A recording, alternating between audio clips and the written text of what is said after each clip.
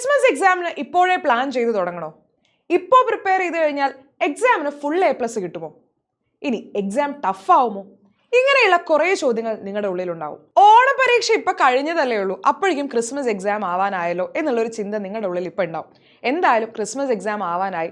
October പകുതിയോളമല്ല, October കഴിയാനായി എന്ന് തന്നെ പറയാം. ഇനി വെറും 2 മാസം പോലും തികച്ച് നിങ്ങൾക്ക് പഠിക്കാനായിട്ടില്ല. കൂടിപ്പോയാൽ കിട്ടാൻ 1.5 മാസം സമയമായിരിക്കും. അപ്പോൾ ഈ ഒരു ടൈമിൽ നിങ്ങൾക്ക് പഠിക്കാനുള്ളതെന്ന് പറഞ്ഞാൽ ഒരുപാട് ചാപ്റ്റേഴ്സ് ആണ്. ഓരോ സബ്ജക്റ്റിലും ഫിസിക്സ് എടുത്താലും കെമിസ്ട്രി എടുത്താലും മാത്സ് എടുത്താലും ബയോളജി എടുത്താലും ലാംഗ്വേജസ് എടുത്താലും എല്ലാത്തിലും നിങ്ങൾക്ക് ഒരുപാട് ചാപ്റ്റേഴ്സ് പഠിക്കാനുണ്ട്. പ്രത്യേകിച്ച് നിങ്ങൾ +1 ഈ പറയുന്ന പോലെ ഓണപരീക്ഷ ഇല്ലായിരുന്നു, പല സ്കൂളുകളിലും ഉണ്ടായിരുന്നില്ല, ചിലയിടത്തുണ്ടായിരുന്നു. പക്ഷെ എന്തായാലും അതൊരു സ്കൂൾ വൈസ് എക്സാം ആയതുകൊണ്ട് തന്നെ നിങ്ങൾ ചിലപ്പോൾ നിങ്ങളുടെ പ്രിപ്പറേഷൻ വേണ്ട രീതിയിലേക്ക്, വേണ്ട ഒരു ലെവലിലേക്ക് കൊണ്ടുവന്നിട്ടുണ്ടാവില്ല. അതുകൊണ്ട് തന്നെ ക്രിസ്മസ് എക്സാം നിങ്ങൾക്ക് കൂടുതൽ ബുദ്ധിമുട്ടായി തോന്നാനുള്ള സാധ്യത വളരെ അധികമാണ്. അപ്പം നിങ്ങൾ ചെയ്യേണ്ട കാര്യം, ഇനിയുള്ള ഓരോ സമയം, ഇപ്പം ഇതുവരെ പഠിച്ചിട്ടില്ല എന്നുള്ളത് നമുക്ക് മാറ്റി നിർത്താം. ഇനി വരുന്ന ഓരോ ദിവസവും കൃത്യമായിട്ട് എങ്ങനെ പഠിക്കണം, ഏതൊക്കെ സബ്ജക്റ്റുകൾ എപ്പോഴൊക്കെ പഠിക്കണം, ഓരോ സബ്ജക്റ്റിനും എത്ര സമയം കൊടുക്കണം എന്നുള്ള കാര്യങ്ങളൊക്കെ നമ്മൾ എന്ത് ചെയ്യണം, കൃത്യമായിട്ട് ഷെഡ്യൂൾ ചെയ്തിട്ടില്ല എന്നുണ്ടെങ്കിൽ ക്രിസ്മസ് എക്സാം നിങ്ങൾക്ക് ബുദ്ധിമുട്ട് തന്നെ ആയിരിക്കും.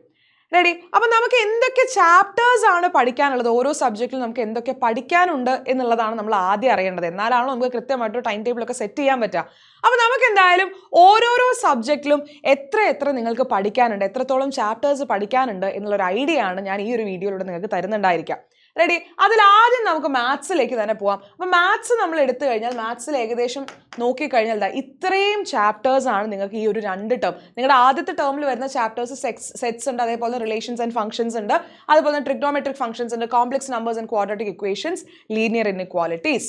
അത് കൂടാതെ ടേം 2 വരുന്ന ചാപ്റ്റേഴ്സ് ആണ് permutations and combinations, binomial theorem, sequences and series, straight lines, conic sections, introduction to 3-dimensional geometry, limits and derivatives. ഇത്രയും ചാപ്റ്റേഴ്സ് വേണം നിങ്ങൾക്ക് ഈ പറയുന്ന 1.5 മാസം കൊണ്ട് മാത്സിൽ മാത്രം പഠിക്കാനായിട്ട്. ആൻഡ് അതിന് ശേഷം നിങ്ങൾക്ക് ടേം 3 2 ചാപ്റ്റേഴ്സും കൂടെ എക്സ്ട്രാ വരുള്ളൂ. അപ്പോൾ ആ സമയത്തേക്ക് പഠിക്കാൻ 2 ചാപ്റ്റേഴ്സ് ഉള്ളൂ. പക്ഷെ എന്താണെന്ന് വെച്ച് കഴിഞ്ഞാൽ ഈ പറയുന്ന പോലെ ഇനിയുള്ള കുറഞ്ഞ സമയം കൊണ്ട് ഇത്രയും ചാപ്റ്റേഴ്സ് നിങ്ങൾ എന്ത് ചെയ്തിട്ടുണ്ടായിരിക്കണം, സെറ്റാക്കി കൃത്യമായിട്ട് പഠിച്ചു വെച്ചിട്ടുണ്ടായിരിക്കണം. ഇതുപോലെ തന്നെ കേസ് ഒട്ടും ഡിഫറെൻ്റ് അല്ല മറ്റ് സബ്ജക്റ്റുകൾ എടുത്തു കഴിഞ്ഞാൽ. ഫിസിക്സ് എടുത്താലും ഈ 4 ചാപ്റ്റേഴ്സ് നിങ്ങൾ ഓൾറെഡി ടേം 1 പഠിച്ചിട്ടുണ്ടായിരിക്കുക. ടേം 2 നിങ്ങൾക്ക് ഏകദേശം 7 ചാപ്റ്റേഴ്സോളം പുതിയതായിട്ട് വന്നു. അപ്പോൾ മൊത്തം നോക്കിക്കഴിഞ്ഞാൽ ഒരു 11 ചാപ്റ്റേഴ്സോളം നിങ്ങൾക്ക് എവിടെയുണ്ട്, ഈ പറയുന്ന പോലെ തന്നെ നമ്മുടെ ഈ ചാപ്റ്ററിൽ, അതായത് ഈ പറയുന്ന സെക്കൻഡ് ടേം എക്സാമിന് നിങ്ങൾക്ക് ഉണ്ടായിരിക്കും, ക്രിസ്മസ് എക്സാമിന് ഉണ്ടായിരിക്കും. അതിനുശേഷം ഒരു 3 ചാപ്റ്റേഴ്സ് മാത്രമാണ് ഏതിൽ, ഈ പറയുന്ന ഫൈനൽ എക്സാമിന് ഉണ്ടാവും. അപ്പോൾ ആ 3 ചാപ്റ്റേഴ്സ് നമുക്ക് മാറ്റി നിർത്തി കഴിഞ്ഞാൽ ഇത്രയും ചാപ്റ്റേഴ്സ് വേണം നിങ്ങൾ ഫിസിക്സിൽ പഠിക്കാൻ.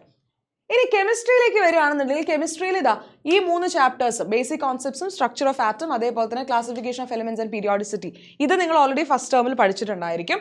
അതിനുശേഷം വീണ്ടും 4 ചാപ്റ്റേഴ്സ് റിഡോക്സ് റിയാക്ഷൻ വരെ ആയിരിക്കും നിങ്ങൾക്ക് ക്രിസ്മസ് എക്സാമിന് ഉണ്ടായിരിക്കുക. വിച്ച് മീൻസ് ഏകദേശം 7ഓളം ചാപ്റ്റേഴ്സ് കെമിസ്ട്രിയിൽ തന്നെ പഠിക്കാനായിട്ടുണ്ട്. അത് കഴിഞ്ഞ് വരുന്ന 2 ചാപ്റ്റേഴ്സ് എന്ന് പറയുന്നത് ഫൈനൽ എക്സാമിനും ആയിരിക്കും.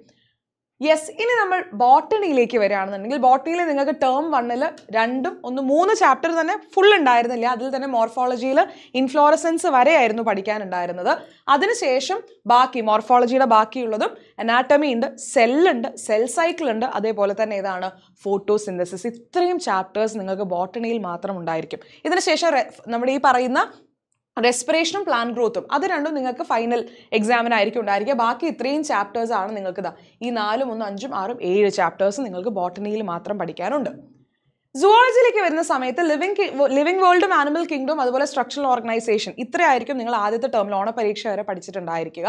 അതിനുശേഷം വരുന്ന ഇത്രയും ചാപ്റ്റേഴ്സ്, അതായത് ബയോമോളിക്യൂൾസും breathing and exchange, body fluids, excretory പ്രൊഡക്ട്സും ലൊക്കോമോഷൻ ആൻഡ് മൂവ്മെന്റ്, ഈ പറയുന്ന മെക്കാനിസം ഓഫ് മസിൽ കോൺട്രാക്ഷൻ വരെ ആയിരിക്കും നിങ്ങൾക്ക് സെക്കൻഡ് ടേം അഥവാ ക്രിസ്മസ് എക്സാമിന് ഉണ്ടാവുക. ബാക്കിയുള്ള ഭാഗങ്ങൾ വരുന്നത് ടേം 3 ഓക്കെ. ഇനി കമ്പ്യൂട്ടർ സയൻസുകാരുടെ കാര്യം പറയുകയാണെന്നുണ്ടെങ്കിൽ ഇത്രയും ചാപ്റ്റേഴ്സ് നിങ്ങൾ ഫസ്റ്റ് ടേമിൽ പഠിച്ചിട്ടുണ്ടാവും. അതിനുശേഷം ഏകദേശം 6ഓളം ചാപ്റ്റേഴ്സ്, ഈ പറയുന്ന സ്ട്രിങ് ഹാൻഡ്ലിംഗ് ആൻഡ് ഇത്രയും ഭാഗം. ഓക്കെ, ഇതെന്താണെന്ന് എനിക്ക് മനസ്സിലാവുന്നില്ല, ഞാൻ ഫാസിൽ സാറിനോട് ചോദിക്കാം. ഓക്കെ, അതുവരെ ആയിരിക്കും നിങ്ങൾക്ക് എവിടെ ഉണ്ടായിരിക്കുക, ഈ പറയുന്ന നിങ്ങളുടെ ക്രിസ്മസ് എക്സാമിന് ഉണ്ടായിരിക്കാം. അപ്പോൾ എന്തായാലും ഇത്രയും ചാപ്റ്റേഴ്സ് ഇപ്പം നിങ്ങൾ എല്ലാം കണ്ടു കഴിയുമ്പോൾ നിങ്ങൾക്ക് മനസ്സിലായിട്ടുണ്ടാവും ഫസ്റ്റ് ടേമിൽ വളരെ കുറച്ച് ചാപ്റ്റേഴ്സ് മാത്രമാണ് ഉണ്ടായിരുന്നത്. പക്ഷേ മക്കളെ ഫസ്റ്റ് ടേമിൽ ശരിക്കും നിങ്ങൾക്ക് കൂടുതൽ സമയം ശരിക്കും ഉണ്ടായിരുന്നു. അതായത് ഈ പറയുന്ന ജൂലൈയും ഓഗസ്റ്റും ഒക്കെ നിങ്ങൾക്ക് പഠിക്കാൻ കിട്ടി. പക്ഷേ ഇതിന് ശേഷം ഈ സെപ്റ്റംബറിന് ശേഷമുള്ള സമയം എന്ന് പറഞ്ഞാൽ കുറേ നമ്മുടെ സ്കൂളിലെ കുറേ ആക്ടിവിറ്റീസും കാര്യങ്ങളൊക്കെ നടക്കുന്ന സമയമായതുകൊണ്ട് തന്നെ പഠിത്തത്തിൽ നിന്ന് നമ്മൾ കുറേ വിട്ടുപോയിട്ടുണ്ടാവും. ഇപ്പോൾ ഈ പറയുന്ന യൂത്ത് ഫെസ്റ്റിവലും സ്പോർട്സും ഇങ്ങനെയുള്ള കുറേ എക്സ്ട്രാ കരിക്കുലർ ആക്ടിവിറ്റീസും കാര്യങ്ങളൊക്കെ ഉണ്ടാവും. അപ്പോൾ പലരും അതിൽ പങ്കെടുത്തിട്ടുണ്ടാവും, അതിൻ്റെ പാർട്ടായിട്ടുണ്ടാവും. അപ്പോൾ നമുക്ക് കുറച്ചും കൂടി നമ്മൾ ഈ പറയുന്ന സ്റ്റഡീസിൽ നിന്ന് വിട്ടുപോകാൻ സാധ്യതയുള്ള ഒരു ടേമാണ് സെക്കൻഡ് ടേം എന്ന് പറയുന്നത്. ഇപ്പോൾ സെപ്റ്റംബർ, ഒക്ടോബർ, നവംബർ എന്ന് പറഞ്ഞ് 3-3.5 മാസം സമയം കിട്ടിയാൽ പോലും നമുക്ക് എഫക്റ്റീവ്ലി പഠിക്കാൻ കിട്ടുന്ന സമയം വളരെ കുറവായിരിക്കും. അപ്പോൾ അതുകൊണ്ട് തന്നെ ചാപ്റ്റേഴ്സിൻ്റെ എണ്ണം കൂടുമ്പോൾ നമുക്കിത് കൂടുതൽ സ്ട്രെസ്സായിട്ട് തോന്നാനുള്ള സാധ്യതയുണ്ട് എന്നുള്ളത് കൊണ്ടാണ് ഞാൻ ആദ്യമേ പറഞ്ഞത് കൃത്യമായിട്ട് ഇനിയെങ്കിലും നമ്മൾ എന്ത് ചെയ്യണം, ഒരു ഷെഡ്യൂൾ ഉണ്ടാക്കണം. ഇതിൽ നിന്ന് ഒട്ടും ഡിഫറെൻ്റ് അല്ല നമ്മുടെ ലാംഗ്വേജസ് എടുത്തു കഴിഞ്ഞാൽ. ലാംഗ്വേജസിൽ നിങ്ങൾക്ക് ധാരാളം ചാപ്റ്റേഴ്സ് പഠിക്കാനുണ്ട്. മലയാളം ആണെങ്കിലും ഹിന്ദി ആണെങ്കിലും ഇംഗ്ലീഷ് ആണെങ്കിലും ഒക്കെ നിങ്ങൾക്ക് ധാരാളം ചാപ്റ്റേഴ്സ് പഠിക്കാനുണ്ട്. അപ്പോൾ ഇതിൻ്റെ കൂടെയൊക്കെ തന്നെ ലാംഗ്വേജും ഈക്വലി ഇമ്പോർട്ടൻ്റ് ആയിട്ടുള്ള ഭാഗമാണ്. അപ്പോൾ അതും നിങ്ങൾ ഇതുപോലെ തന്നെ ഇമ്പോർട്ടൻ്റ് ആയിട്ട് പഠിക്കേണ്ട കാര്യങ്ങളാണ്.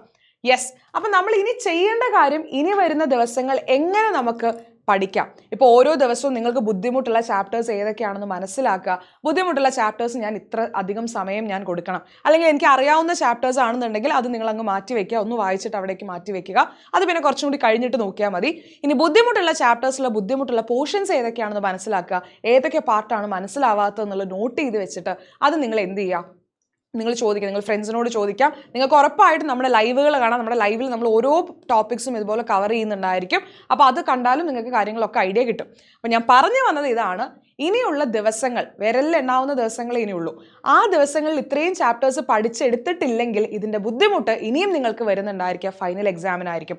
ഫൈനൽ എക്സാമിന് ഈ എല്ലാ ചാപ്റ്റേഴ്സും ഒരുമിച്ച് വരുമ്പോൾ അത് നമുക്ക് താങ്ങാൻ പറ്റില്ല. അപ്പോൾ ഇപ്പോൾ ഡിസംബറോട് കൂടി നമ്മൾ ഇത്രയും ഭാഗങ്ങൾ പഠിച്ച് കൃത്യമായി മാറ്റി വെച്ച് കഴിഞ്ഞാൽ ഫൈനൽ എക്സാം ആകുമ്പോഴേക്കും പിന്നെ നിങ്ങൾക്ക് എക്സ്ട്രാ 1-2 ചാപ്റ്റേഴ്സാണ് പഠിക്കാൻ വരുന്നത്. നിങ്ങൾക്ക് അതിനുള്ള സമയം ജനുവരിയിൽ കിട്ടും. അപ്പോൾ ഫെബ്രുവരി പകുതി ആകുമ്പോഴേക്കാണ് ബാക്കി എക്സാമും കാര്യങ്ങളും തുടങ്ങുക. അപ്പോൾ അതുവരെയുള്ള സമയം നിങ്ങൾക്ക് ആ 2 ചാപ്റ്റർ പഠിക്കാൻ തന്നെ ഉണ്ടാവുള്ളൂ. അപ്പോൾ ഇപ്പോൾ തന്നെ എന്ത് ചെയ്യുക, ഈ ഭാഗങ്ങളൊക്കെ തന്നെ പഠിച്ചു വെച്ച് പോകുക. അപ്പോൾ ഇതിനെപ്പറ്റിയുള്ള ഡീറ്റെയിൽഡ് ആയിട്ടുള്ള സ്റ്റഡി പ്ലാനും കാര്യങ്ങളൊക്കെ തന്നെ നമ്മുടെ ചാനലിൽ ഇനി വരുന്നുണ്ടായിരിക്കും. അപ്പോൾ ഇനി നിങ്ങൾക്ക് സ്റ്റഡി പ്ലാൻ വേണം എന്ന് നിങ്ങൾക്ക് തോന്നുന്നുണ്ടെങ്കിൽ നിങ്ങൾക്ക് എന്ത് ചെയ്യാം, ഈ ഒരു വീഡിയോയുടെ താഴെ കമൻറ്റ് ചെയ്യുകയും ചെയ്യാം. ആൻഡ് ഡോണ്ട് ഫോർഗെറ്റ് നമ്മുടെ ലൈവുകൾ എപ്പോഴും നിങ്ങൾ കാണുക. കാരണം ലൈവിൽ നമ്മൾ 1 ഷോട്ടുകളും കാര്യങ്ങളും എല്ലാ ചാപ്റ്റേഴ്സിൻ്റെ 1 ഷോട്ടും ഉണ്ടായിരിക്കും. അപ്പോൾ 1 ഷോട്ടൊക്കെ കണ്ട എന്താ ഗുണം വെച്ചാൽ നിങ്ങൾക്ക് ഒരു ചാപ്റ്ററിലുള്ള എല്ലാ കാര്യങ്ങളെ പറ്റിയുള്ള ഒരു ഐഡിയ കിട്ടും. അപ്പോൾ അതിനുശേഷം നിങ്ങൾക്ക് ക്വസ്റ്റ്യൻ പേപ്പേഴ്സ് വർക്ക്ഔട്ട് ചെയ്യാൻ നമ്മൾ ക്വസ്റ്റ്യൻ ഡിസ്കഷൻസ് നടത്തുന്നുണ്ടായിരിക്കും. അപ്പോൾ അതൊക്കെ കണ്ടു കഴിഞ്ഞാൽ മൊത്തത്തിൽ നിങ്ങൾക്ക് ആ ചാപ്റ്റർ അങ്ങ് പഠിക്കാൻ പറ്റും, ഒരു പ്രശ്നവും ഉണ്ടായിരിക്കില്ല. അപ്പോൾ എന്തായാലും ലൈവിലേക്കൊക്കെ വരിക, ഫ്രണ്ട്സിനെ എല്ലാവരും കൂട്ടിയിട്ട് വേണം വരാനായിട്ട്. ഓൾസോ ഈ ഒരു വീഡിയോ നിങ്ങൾക്ക് യൂസ്ഫുൾ ആയി എന്ന് തോന്നുകയാണെങ്കിൽ ഉറപ്പായിട്ട് ലൈക്ക് ചെയ്യാൻ മറക്കരുത്. ആൻഡ് ഒരു സ്റ്റഡി പ്ലാൻ, ഡീറ്റെയിൽഡ് ആയിട്ടുള്ള ഒരു സ്റ്റഡി പ്ലാൻ നിങ്ങൾക്ക് വേണമെന്നുണ്ടെങ്കിൽ ഈ വീഡിയോൻ്റെ താഴെ കമൻറ്റ് ചെയ്യാനും മറക്കരുത്. അപ്പോൾ അങ്ങനെയാണെങ്കിൽ ചാനൽ സബ്സ്ക്രൈബ് ചെയ്യാനും മറക്കണ്ട കേട്ടോ. റെഡി? അപ്പോൾ അങ്ങനെയാണെങ്കിൽ നമുക്ക് അടുത്തൊരു വീഡിയോയിൽ കാണാം. Till then bye.